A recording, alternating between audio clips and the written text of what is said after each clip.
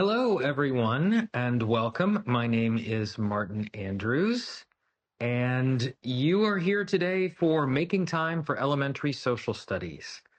And today's webinar is the second in our Strong Community Start with Social Studies series presented by the National Council for the Social Studies and inquirED. The National Council for the Social Studies is the largest professional organization in the country that devotes itself solely to social studies education. They do so much to advocate and support social studies, and you can really experience that at the annual conference in Boston this year, November 22nd to the 24th. Register, attend. It's just such a great opportunity to join thousands of social studies educators and administrators from across the country to share best practices and envision the future of social studies education. You go to socialstudies.org to find out more. I am so excited about it. The inquirED team will be there. We're going to be there at our booth. Come and say hi to me and everybody else. Please go to socialstudies.org and check that out if you haven't already. If you're already going, why don't you share that in the chat? Tell us you're going to be there, where we'd be excited to see you. The series is also brought to you by inquirED. inquirED supports teachers with high-quality instructional materials that make joyful, rigorous, and transferable learning possible for every student. Our social studies curricula, Inquiry Journeys, K-5, and middle school world history are used across the country to help students build deep content knowledge and develop the inquiry skills essential for a thriving democracy, and we all want one of those. Find out more at inquired.org. Reach out. We'd love to chat to you about social studies and inquiry-based learning. It's our favorite thing to talk about. So reach out and we would love to chat. So I want to dig in now to our topic today, and I think it links with our series title in a lot of ways. You know, Strong Communities Start with Social Studies. It's not just the title of our fall 2024 webinar series. It's a core belief.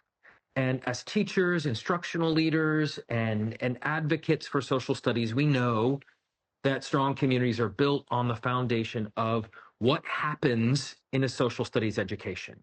It begins to, or should begin, in the elementary classroom. Here, students start to develop those lifelong skills and mindsets and dispositions that they're going to need, and we're going to need them to have to build stronger communities now and in the future. And so if we want to start digging in, I would like to invite Rachel Strang to turn on her camera and join us. Hey, Rachel, how are you? Rachel began her career in education as a secondary social studies teacher on the Eastern Shore of Maryland. She's always giving me geography lessons about Maryland, where she also had the opportunity to serve as a literacy coach and a supervisor for professional learning and K-12 social studies. She believes strongly that teaching social studies through inquiry not only creates a more engaging and meaningful classroom experience for students, but also helps students and teachers see connections between history and their lived experiences. She serves as the managing implementation coach at inquirED. Rachel, welcome. Great to have you. Thanks, Martin. I'm excited to be here. Just tell us a little bit before we dig in, what is it that you do as managing implementation coach? Yeah, so I work really closely with our implementation coaching team, and what we do is support our partner districts in creating a successful implementation or making sure we've got a successful implementation. I think it's really common for a lot of work to go into an adoption process or reviewing resources, and then we, buy a thing and expect it to just happen. But it's so much harder than that, and our team really supports people in making sure that they're successful in implementing that. So thinking about what those intentional moves are, from building buy-in, it could be supporting leaders and how am I going to build buy-in with school leaders or with teachers, or how am I thinking about my district's needs and how all of these pieces fit together. So our team really supports thinking about how all those puzzle pieces fit together and are thought partners with district leaders to help them be successful in their unique context. So, helping them be successful is often overcoming a challenge or dealing with a reality that they're facing. What kind of trends are you seeing out there and some common challenges that schools face when they're trying to prioritize social studies at the elementary level? Yeah, I think probably the biggest challenge that I hear is instructional time or just time generally. It could be instructional time is probably number one, but I would say that also carries over to planning time and prep time, to professional learning time, especially at the elementary space. There's just a lot of competition with the other content areas. There's not enough minutes in the day. So I think that is probably number one challenge that we hear. And really thinking about, social studies is not often the tested subject. It's very rare that it's the tested subject. So it is the first thing to sometimes be deprioritized, and really thinking about how it helps to, support those other priorities is a part of our work. I'd say one of the other big challenges that we also hear is that inquiry-based social studies is a really big instructional shift. That's not necessarily, inquiry might not always be a shift, or social studies might be something that people are really passionate about, but bringing those two pieces together, we might not, I did not grow up with an inquiry based model of instruction. I wasn't trained to teach social studies through an inquiry lens. And doing that just takes time to get that, in place and make sure that mindsets are there, skills are developed from teachers and students, and I think that's probably the other big shift. Yeah, you shared a couple slides from a deck that you use sometimes with those instructional leaders out there in the field. Hmm. And when you work with district leaders and you strategize about making time for social studies, you said you start with talking about the locus of control. So, like, walk us through what you discuss and why you start there. Yeah. I think the challenge I mentioned of time is just a really great example of this, because a lot of times I might have a district leader come say, like, I don't have control over how much time or the school schedules or any of those pieces. And sometimes, I think it feels like maybe we don't have control over those things, but might we be able to influence them? So, in my former district, this for me looked like going and having some conversations with school principals about, can we look at your school schedule together just to see where social studies might fit? So rather than just saying, like, it's the school leader's decision to make that choice, really thinking about, I might not be able to control it, but I might be able to influence it. And really thinking about collaboration as a key part of that influence, I think is really, really important. I think the other thing you see here is often I hear from district leaders like pacing might be within my control, or what curriculum we are purchasing and how we review those resources might be more within my control. But how all of these pieces fit together and that collaborative piece, I think, is really helpful to think about. Yeah, I mean, so many things can apply to this when you're talking about like what's in your control when you're trying to put forth a vision for social studies. There's certain things that you are in your influence and in your control, and then some things that are out of it. And Hmm. I think you could spend a lot of time sort of banging your head against walls that you can't control, and then maybe more uh, sort of economic to focus where you actually can move the needle a little bit. There's another slide that you shared with us, and I want to put it up here because we're going to invite our guest Courtney here on in a second to talk about her experience as a district lead, advocating for social studies, implementing social studies. But before we do, I think maybe it's good if we work through a framework, and you often work through this framework when you're moving through implementation of social studies. And we're going to use elements of that to structure our conversation today. Can you give us just a quick flyover of this framework? Why you use it and how it helps? Yeah, I think it really helps to think about each of the different components. Like I said, I think sometimes a lot of work goes into an adoption process or reviewing resources. And then, I'll use myself as an example as a former district leader. We adopted a curriculum and I was like, we're just going to implement it. That's my goal. As I just want social studies to happen. We didn't have common resources. We didn't have dedicated instructional time. So as long as it happens, that's my goal. And then what I ran into was I didn't really have the buy in. I didn't really have an intentional process. I didn't really think through each of these things. And I think using this framework and thinking through how all of these different components will impact a successful implementation just helps us to be so much more proactive. As we're building buy-in with whether it's a new program or, really just getting people on board, is connecting to a vision, I think, is really, really important than to go beyond just saying, I just want social studies instruction. Well, why do we want social studies instruction? What's the outcome of that? What are we hoping that achieves? And then, some of the other things you see here is also just acknowledging, I would say, the reality of the school day. Thinking about you know, thinking about different content area leaders, district leaders, if we all are in our own silos and thinking about like social studies gets this amount of instructional minutes and ELA gets this amount of instructional minutes, at the end of the day, that might add up to more minutes than there are in a day. So we really have to just think about and be practical for what the reality is that schools are facing and teachers are facing. And I think all of these components just connect to that intentional process of making sure there's going to be people are set up for success. Yeah. So important. And I think that today we're just going to look at really these first three, the vision, time, and process. So pre-implementation kind of, or maybe even beginning that. One of the things I was just thinking is that I put a question in the chat that I would love people to respond to.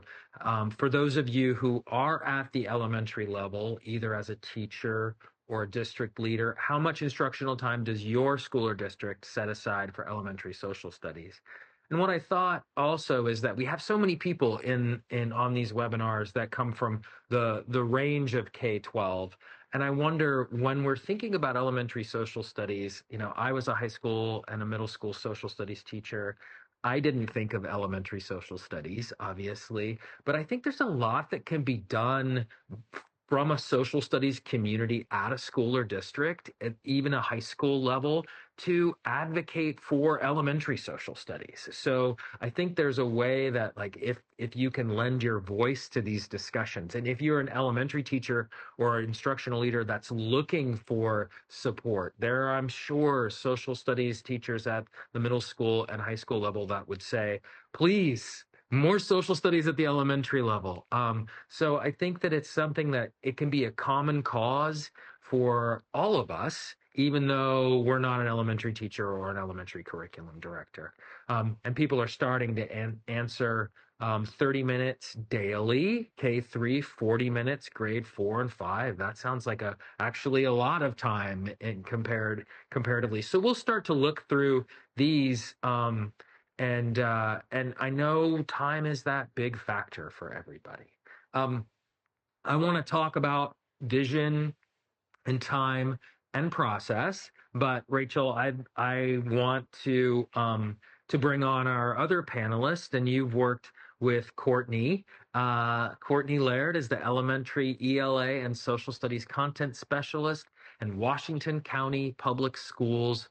Courtney, thank you so much for coming on. And I wonder, how have you articulated the vision for elementary social studies at your school at Washington County Public Schools? So I'm going to read it. I'm going to read our full vision because I do really have a lot of faith in it, and I'm really proud of this work. But before I read it, I will tell you that we developed our vision pre-K through 12. So this summer, previously we had transfer goals for social studies, and there was a number of them. There was about 6 of them. And that was just a lot, right? Like, hey, wait a minute, which transfer goal are we focusing on when? But we'd gone through some vision work with our literacy world, and it came down to, wait a minute, I think that all 6 of these could really be combined into one strong vision for social studies. And I love that we worked together from pre-K all the way through 12. So there were people in the room who teach 12th grade. There were people in the room who are content specialists for high school as well as elementary. But then there were also just family members, community members in the room too. And we all came to this agreement that all WCPS students have the right to expand their understanding of the world, its people, and themselves. Instruction grounded in content knowledge and critical thinking skills empowers confident and informed students to address questions, form opinions, and solve problems relevant to their role as citizens in a global society. That's beautiful, right? I mean, it was a lot of work, though. It was a 3-hour process all day of really us working, what should be in there, what shouldn't be in there from all stakeholders and all perspectives. I also really think that there's so much power in saying that, hey, wait a minute, what does it look like to have a right to social studies instruction as a 3rd grader? And what does that look like as a 12th grader? And yes, it might look a little different, but in the long run, each of those pieces is really important so we can develop that role as a citizen in a global society. So I like that the specific choice to say all students have a right. Yes, is really that's my favorite part. Yeah. Because then that kind of ensures that time piece too, right? Yeah. So we as a district, we're saying, wait a minute, every student here has the right to be able to learn and engage in instruction and critical thinking that's going to help this happen.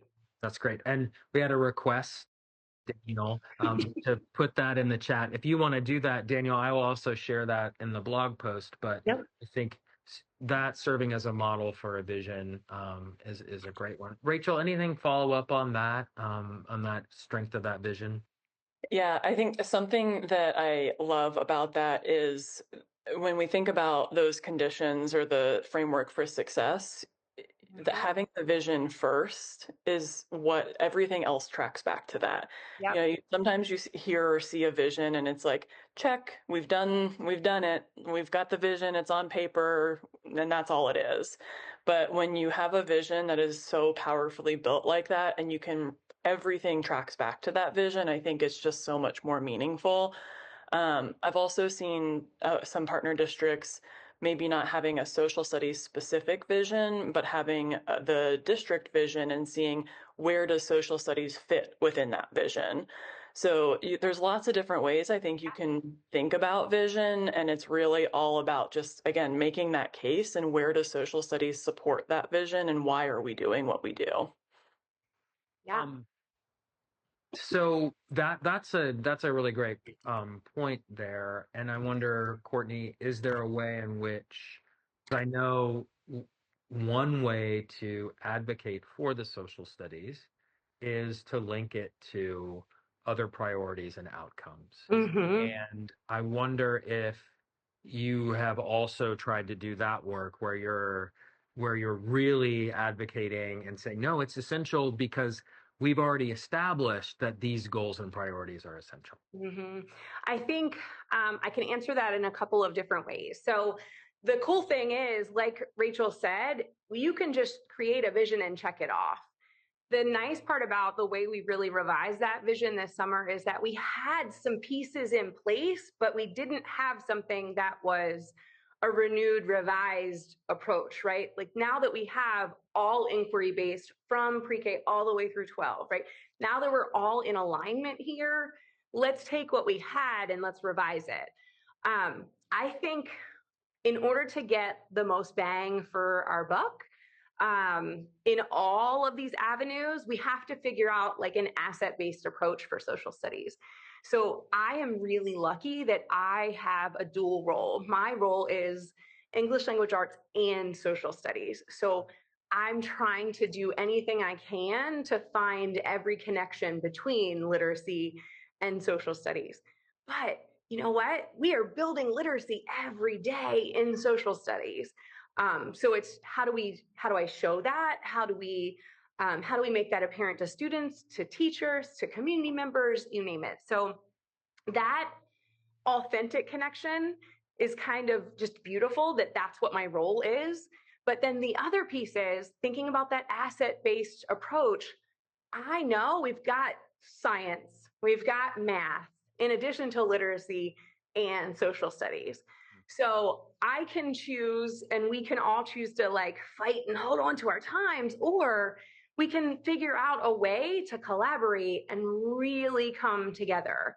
So I do think that in Washington County, Maryland, where we are, myself and the science content specialist, we got together and we were like, wait a minute, our science is an inquiry base. Our social studies is an inquiry base. There's connections there.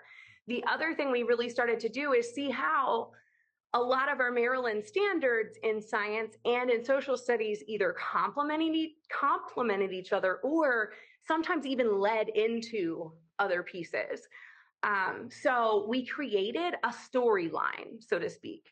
So it's not just random standards. I'm teaching this standard, then I'm teaching this standard 2 weeks later. We actually sat down and said, okay, in third grade, let's look at all the standards. Let's find the way to marry science and social studies so there is a storyline. And then we know that that's going to make more sense for students, for their cognitive load even. So we did that all across elementary school. So that in itself was thinking about time, right? We don't teach science and social studies every day. Instead, we're teaching science and achieving these standards. And then it's leading into the storyline next to social studies possibly. And then that is leading back into science sometimes. Every once in a while, you might have two social studies units together. But again, making a storyline for what makes sense for those standards. And so many of the comments in the chat when I asked about instructional time was, oh, well, we do science and then we do social studies and then we rotate this, we rotate that. And so I think it just makes perfect sense that there needs to be collaboration between them. And Lauren said such a great point about working together with the other departments. Makes so much sense. Jennifer said, instead of in competition and collaborate with them. And once we really did that, we found all those ways that the standards can support each other. We found all those ways that the learning can support each other even. So it's a win-win situation, right? I think so often we lump social studies and literacy and English language arts together, but it's powerful to see some of those other connections too. Yeah. One of the questions I have, we had last year around this time, I think, and Rachel, you can help me with this. We had folks on, Julia Kaufman from the RAND. I have the RAND study linked in my notes, actually. Yes. We did a study about the sort of lack of infrastructure for elementary social studies, and one of the really memorable parts is that they did this. They named the different types of social studies teachers, and one group of teachers were called the cobblers. And it's because they didn't have high quality instructional materials. They didn't have district support. So they were literally, if they had time for elementary social studies, they were cobbling it together. They were using teachers pay teachers, or they were finding stuff online, wherever, to try to fill in the gaps. I wonder, like, when you talk about elementary social studies and prioritizing it, how is that connected? And this is a question for Rachel and Courtney. How is it connected to high quality instructional materials as well? I think it is such an important part of it because, again, it's going to come back to time so much. Like, where do you want teachers spending their time? Do you want them spending their time cobbling those resources together, or do you want them spending their time thinking about students and how it is going to show up for students and how you differentiate? And my answer to that would be I want them focused on students and how it's showing up for students. So really thinking about high quality instructional materials as a lever to be able to support teachers in supporting students, I think is really, really important. I also think high quality instructional materials in social studies is a shift. When we think about the resources, I've had two experiences for what social studies materials I was given to teach with. One was, here are the standards, good luck. So like go cobble together your own resources. Or the other was, here's the textbook, maybe got a teacher's edition that had the frame around it that had like some questions to help me think about how I might assess understanding. But it was so much more of that just traditional model. So when I'm thinking about an inquiry-based approach in social studies and how high quality instructional materials are supporting that inquiry-based approach, that is so important to the other challenge that I mentioned earlier of thinking about how we support teachers in the inquiry-based instructional shift. Like you need the materials in order to even be able to shift there, and then so that teachers can think about their students. Like all of those puzzle pieces are important. Mm-hmm. Yeah, I agree. And everything that Rachel just said, I wanted to be like, preach, right? Because I don't want to take away a teacher autonomy at all. I was that teacher. Like, I love that unit. Don't say I can't teach that unit anymore. But instead, if I can help a teacher say, hey, here's this high quality instructional material, and now you have autonomy to do this protocol. Now you have this autonomy to figure out how you want this discussion to happen for your students in your classroom. Then I think teachers have been really receptive to maybe even appreciating high quality instructional materials more, because they're realizing, wait a minute, they're lightening this load so I can just focus on my students. I can focus on making them a literate individual. I can focus on making them use these critical thinking skills instead of just being like, man, what questions am I going to ask to make them think exactly how I need them to? So I think there's so much value in that, but I also think it's really all about shifting. Like I said, it's that asset-based mentality. Like, wait a minute, what can we find connections for? Wait a minute, what are the positives of an HQIM? No matter what the content area is, and really helping a teacher see all the positives or see all the ways that they still do have autonomy, all the ways they still do or can focus on their kids. Yeah. It does go back to time though. Like every single thing goes back to time. I mean, in my notes for today, I was really thinking through that, like how does time happen? But I do want to say that a top-down approach is important. So I'm a county. Top-down approach is, how would you describe that? Because that's the sort of next place we're moving. So oh, good. Okay, good. How do you advocate for, or what is the top-down approach for instructional time for social studies at the end? Do you want me to start, Rachel? Yeah, go ahead. So I do think the first starting place was really creating that storyline, collaborating across with the contents. But then I had to make people see the value, okay? And you've got to lean into the research. And there's so much research out there, like the RAND study, the Fordham study. Nell Duke out the wazoo screams that she's a literacy professional advocating for more science and social studies time, right? So we really leaned into the research, and we leaned into the research with admin, with principals. We leaned into the research with other county level folks who are making those choices and making those decisions. And so working with our executive director of elementary, she actually helped us to create a schedule that says, yes, there should be 60 minutes of science or social studies every day, depending on what unit you're in. Even our primary kiddos have 45 minutes of science or social studies every day. And then when you think about time and you think about that teacher cognitive load, if they're only planning for one at a time, then they don't have to go back and forth and switch on and off for that planning piece. I'm planning for just this science unit or just this social studies unit. So there's an additional like motivator for time. So we've got the research is huge, like lean into the research, and the research says that social studies is important and science is important. You want to lean into that because they're both using an inquiry-based approach, right? You want to lean into all the ways you can borrow and find that time, like we did with science and social studies.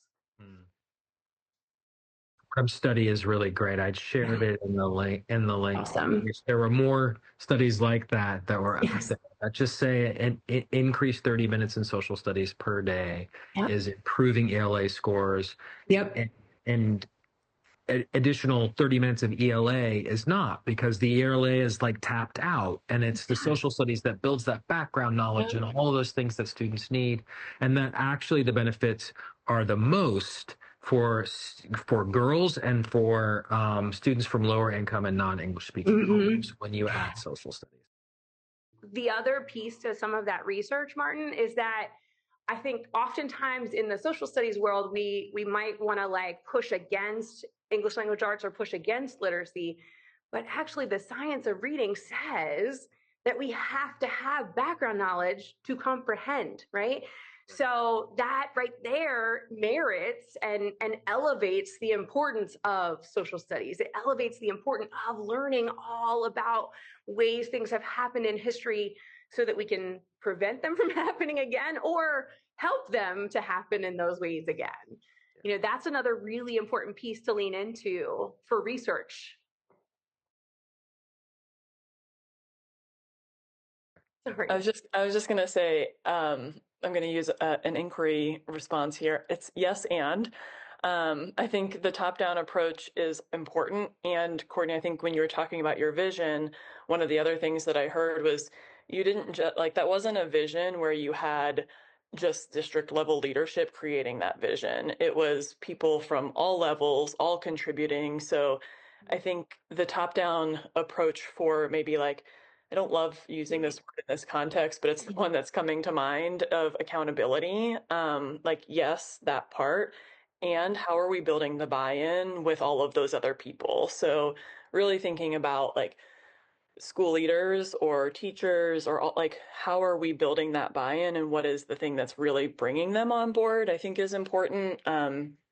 If you think about specifically for school leaders and going back to that thing of time, if they are the ones responsible for creating school schedules, they probably also did not grow up learning social studies through an inquiry-based approach, or probably did not teach it from an inquiry-based approach. So why would they want to make time for it if they're focused on improving literacy scores and they don't understand how that shift has happened? So how are we, supporting them in understanding that shift as a reason to make time for it? So I think it's a yes and to all of those pieces. Yeah, there really is. The nice part about the top, when you get them to buy in, like we can buy in from the bottom, right? But I do think that without that executive director saying, oh, this is really important. And I have a framework for what our instructional minutes look like in our county. And she said, no, this is important. This must happen, which then helps that trickle down effect. And then even those community members, how do we help them understand an inquiry-based approach? Because it's different. I didn't learn an inquiry-based approach, so I don't know that all of my parents around us in the community do know that either. And it's interesting that you mentioned the science of reading. One of the things that we're thinking about at inquirED is how does inquiry-based social studies specifically, what's the superpower of knowledge building that happens in an inquiry-based social studies class that then transfers over to that background knowledge that students need in reading comprehension? Because the way that inquiry approaches knowledge building, inquiry in social studies, builds a deeper foundation of knowledge than just maybe like you incorporate a couple topics in your ELA curriculum. You're not building that deep knowledge that can really move the needle. And I think that that's a place where we're focusing a lot of our thinking. I know Rachel is too. So Martin, you're making me, and Courtney, you'll remember this. I think when we were last working together, I think in the social studies space, there's a lot of fear and concern about science of reading, and people saying, you know, we're doing social studies because we now have a knowledge building ELA curriculum. And the social studies people response is like, what does that mean? I'm already having a hard time getting enough time. So now I'm going to have an even more difficult time getting time. So I think it's really helping to understand how social studies is supporting that, and it also deserves its own space. And the skills that we're developing and the inquiry skills is a really, really important separate space for that to exist. And I think part of that is also um, helping to build the understanding of what inquiry-based social studies is. Again, like thinking about, I hear a lot from, partners that we work with, teachers who maybe aren't familiar with inquiry, like they don't have enough background knowledge to do this.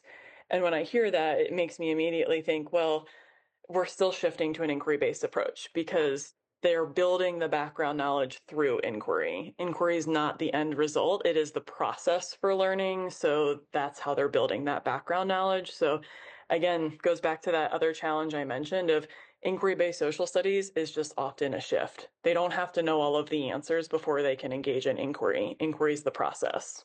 And that's the scary part of inquiry, right? When I as the teacher don't know all the answers, that's a little scary sometimes, but that's okay. We just have to help support and help get more comfortable with that, in that practice of inquiry. I want to shout out. I saw Barbara from the Knowledge Matters campaign in the chat, and we're big fans of the work that they're doing that talk exactly about this. I just shared a link to there. She probably wouldn't want to share that, but I will share it for you, Barbara, because I really, Yes. really appreciate the work that you're out there doing and advocating for that deep knowledge building. When we talk about pacing, um, specifically, like when we move, or if we look back at that locus of control and we see that what is in control, what is in your control as a social studies district leader or curriculum lead is pacing. Um, and can you talk to us a little bit, Courtney and Rachel, about like what's the purpose, or how do you use pacing guides in your district, and how do they help? What are some challenges with them? Just tell us a little bit about pacing. Sure. So I think that pacing can be tricky, right? Because sometimes teachers, we don't like to be like pigeonholed or like we have to stick to this rigid timeline. So again, thinking about how we can shift that mindset, pacing just ensures equity of education. And so knowing our vision says all WCPS students have the right. So the pacing guide ensures the right to learn those pieces, right? It ensures that every child in my 26 different elementary schools, 25, different elementary schools gets the same exact education. And these guys over here, they spent too long on the first 2 units, so they don't get to the last 2 units. That's an equity issue that we all just can't live with, right? I want to make sure that all of our students are getting the content, the background knowledge, but also getting the opportunity to think through some of those historical thinking skills in the same way that every other child is. So when I think of pacing, that is the number one piece for me. As from a district lens, we also had a curriculum previously, like our essential curriculum has gone through a lot of revising. And like Rachel said, maybe it was more of a framework before, but it didn't have as many of the nuts and bolts as you needed. So I think a lot of our teachers saw that in a high mobility district like we are, that they would get a child from a different school and maybe they had different experiences, or they didn't have a lot of the background knowledge that that teacher had previously taught. So that's been really helpful to show teachers and for teachers to feel how it used to feel And now how pacing is truly that equity issue to make sure that we are achieving that vision. That's the big piece. That's a really fascinating example. It's getting that buy-in, because there's part of me too that that the former teacher part of me is wants independence, right? Mm-hmm. And wants to be able to move at this pace and respond to my students. And um, but when you frame it as like, what about if when that student leaves your classroom and moves to another school in the district? And what about the students that come to you? And I feel like that then and makes me start to think, oh yeah, pacing is important. But you probably do get some questions about like how does a pacing guide kind of remain flexible and and connected to the lived experience of those students in the classroom if I feel like I'm moving too fast or something like that. Like, how do you respond to questions like that? Yeah. So you want to, sorry, Rachel, your mouth is open. Okay. Go ahead. I respond to it as, hey, these are those standards, and this is how we have laid that approach out. I'm not ever going to be a pacing police officer, though, right? Like, I'm not going to come in your classroom and like, oh, you're on this day and you need to be on that day. You know your students. One of our kind of core values for years has been teacher is the critical decision maker for their students. So, if that means that you need to spend 2 days on this lesson that maybe we thought would only take a day, then you need to do that in the long term, knowing that I can't just do that for every lesson, because then I'm not going to have an equitable education for all of my students. Sometimes maybe that comes into play where we've got like some pausing point days, or we have some extra wiggle room days where this is a project that we're working toward like achieving in the long run for how you're going to transfer all that learning. And you have some days to play with sometimes in there. But I do love that whole concept of it's not about day to day. It's really about, hey, this is the big ideas that our students have to walk away with, this enduring understanding. And they have to be able to answer this essential question when they're done this week of the unit, when they're done this week of the unit. I think you can also think, Courtney, from working with you, I know you've done this. In terms of like just your revision process, I think where you are at a point in implementation also impacts pacing. When I was going through, implementing a program for the first time, I was like, we're going to do all the units, and that's important to me because we've got to cover all the standards. Like we have to. And I also had the priority of inquiry, and my teachers were not yet ready to really engage in inquiry. So sometimes I think you just have to make that tough choice of what is my actual priority and what's going to give a little bit as we make that shift. So just like as an example, thinking of if, the ultimate goal is that we cover all of the standards and get to 3 units, maybe this year we just do 2.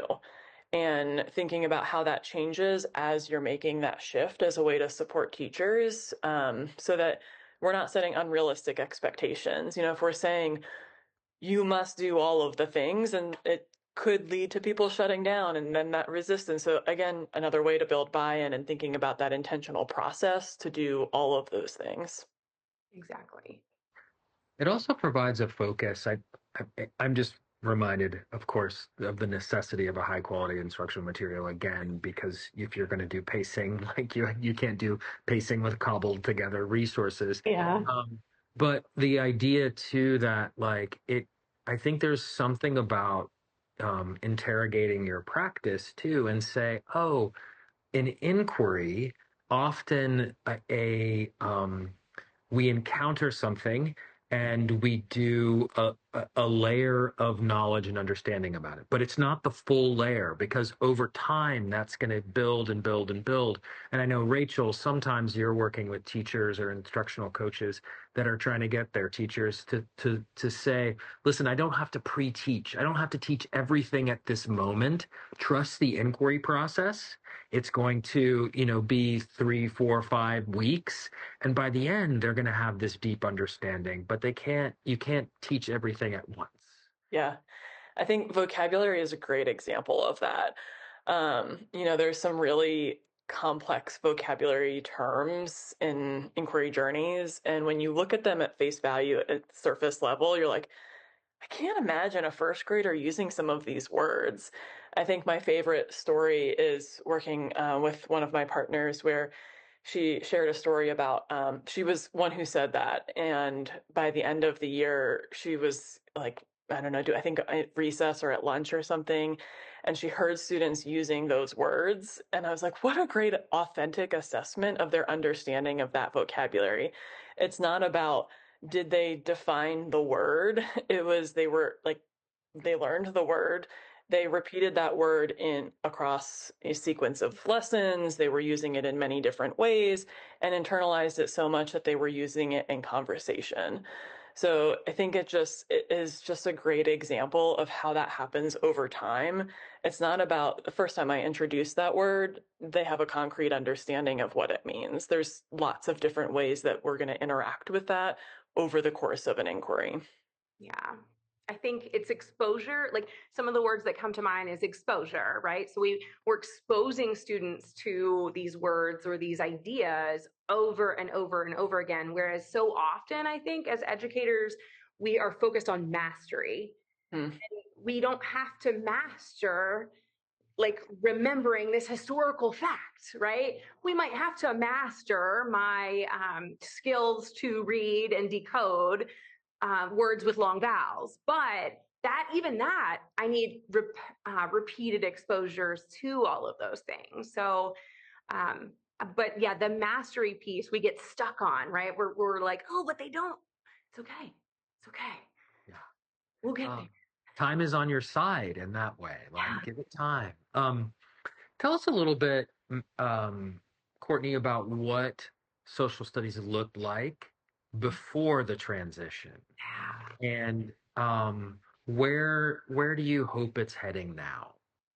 Awesome. So I was thinking about where we were historically, and I will say that the pandemic wasn't, a blessing to all things, but for us in our district, I was reflecting. I was like, we were able to have guaranteed professional learning time during the school day while we were out. So while students weren't in classrooms, right?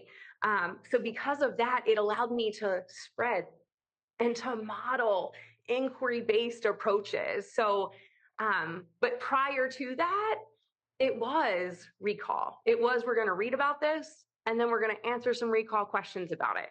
That was the mundane approach to social studies that you saw, to the point where it got so bad, or not so bad, it got to the point that teachers were like, oh, well, I don't even want to teach this anymore.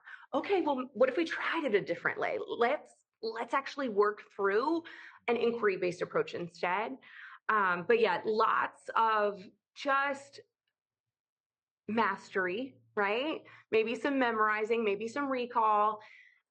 We also didn't have that application piece to social studies historically.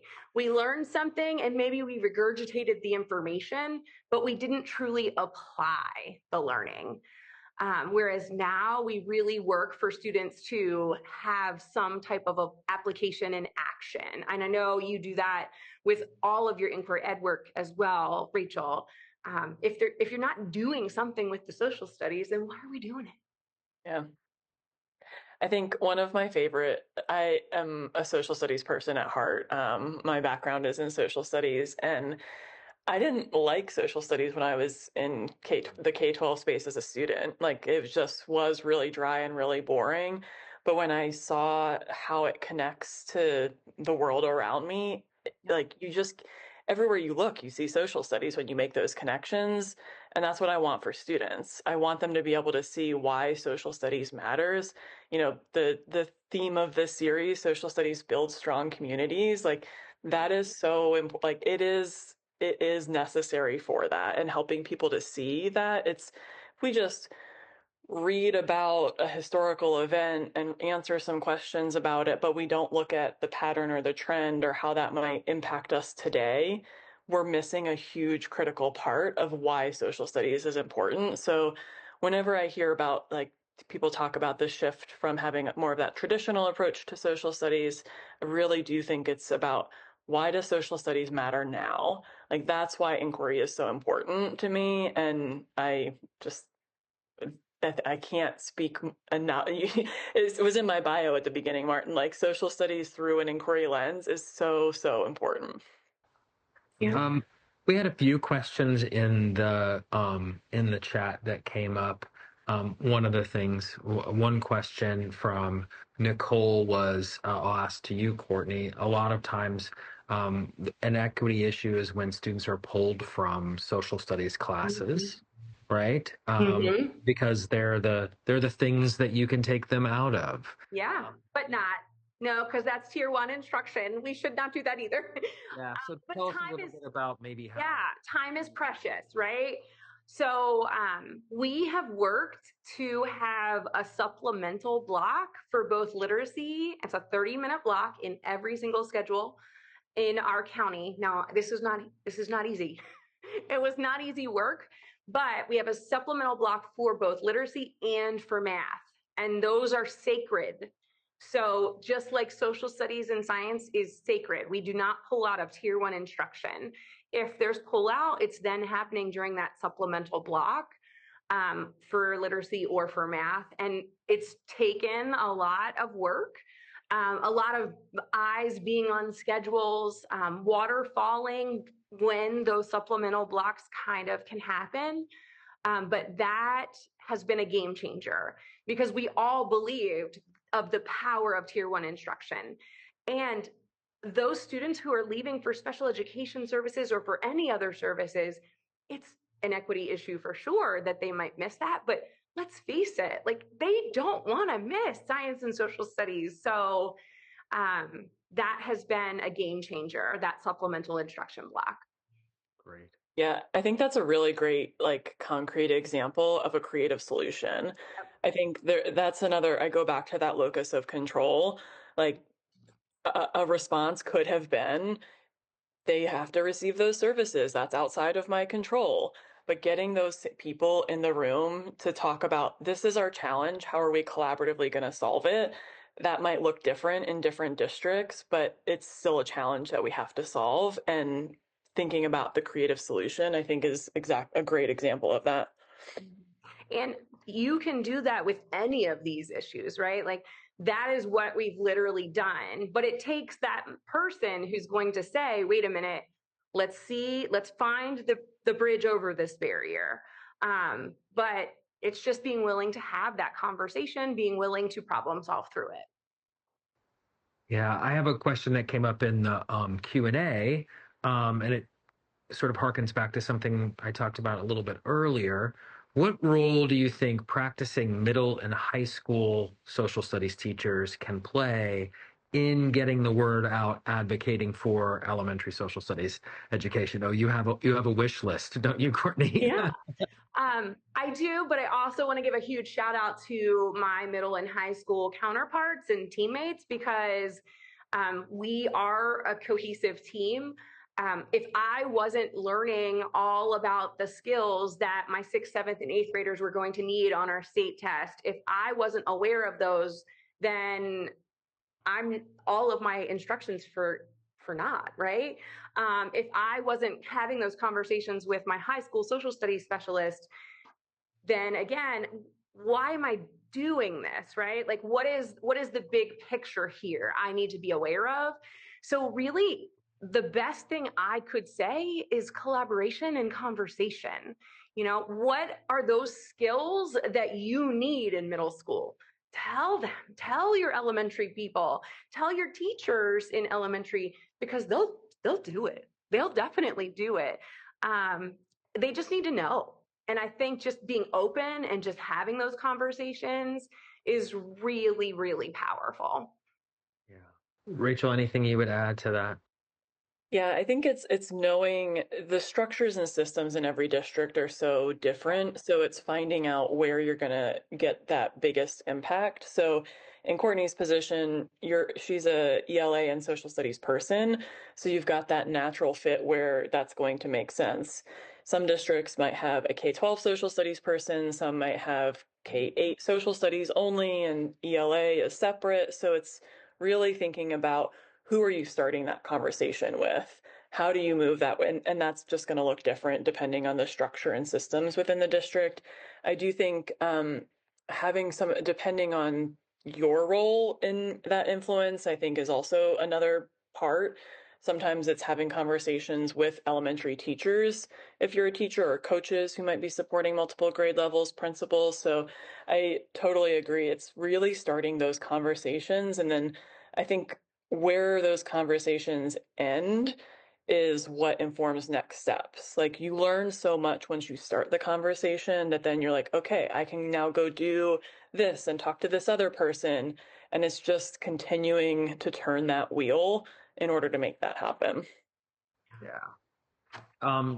Well, Rachel and Courtney, thank you so much for joining us today. And the chat was alive with responses and questions. And Courtney, thank you for sharing resources there.